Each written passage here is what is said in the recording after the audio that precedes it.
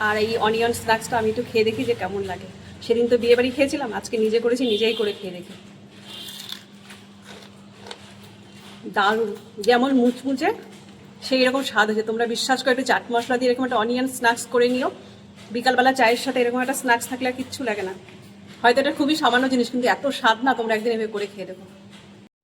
দেখো, তো একটা বিয়ে বাড়িতে গেছিলাম, তো এরকমভাবে পেঁয়াজগুলোকে না বেশ একটা স্ন্যাক্সের মতো ভেজে দিয়েছিল। তো আমি ওদেরকে জিজ্ঞাসা করেছিলাম যে এটা কি, তো বললো ওরা যে অনিয়নের স্ন্যাক্স। তো আমি আজকে ওদেরকে জিজ্ঞাসা করেছিলাম যে তোমরা কীভাবে করেছো।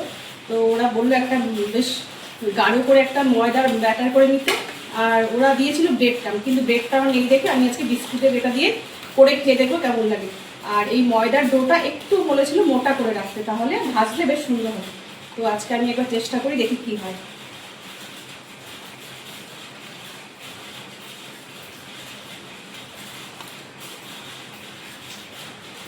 আর সাদা তেলটা গরম করে নিয়েছি, এক এক করে আমি আস্তে আস্তে সব ভেজে।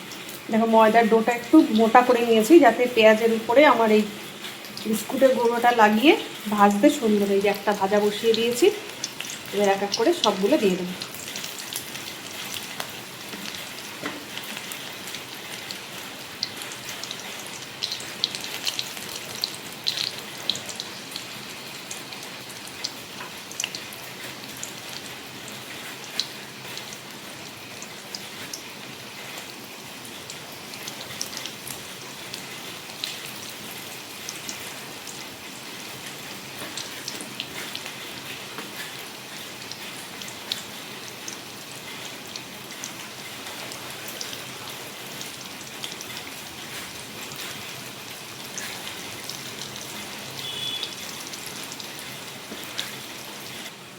এই যে অনিয়ন স্ন্যাক্সগুলো আমার সব ভাজা হয়ে গেছে, এবার আমি এক এক করে এগুলো তুলে নেব।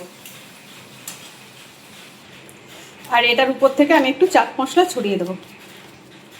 ওরা আমাকে এরকম চাট মশলা ছড়িয়ে মেখে বিয়ে বাড়িতে দিয়েছিল, তো দারুণ লেগেছিল। সেই কারণে আমি আজকে বাড়িতে করে খেয়ে দেখলাম, দেখি কেমন লাগে। আর এরকম একটা ওয়েদারে এইসব স্ন্যাক্স খেতে এত ভালো লাগে, তো তোমাদের আমি কি বলবো। আর এইরকম একটা ওয়েদারে অনিয়ন স্ন্যাক্স খেতে অসাধারণ লাগলো।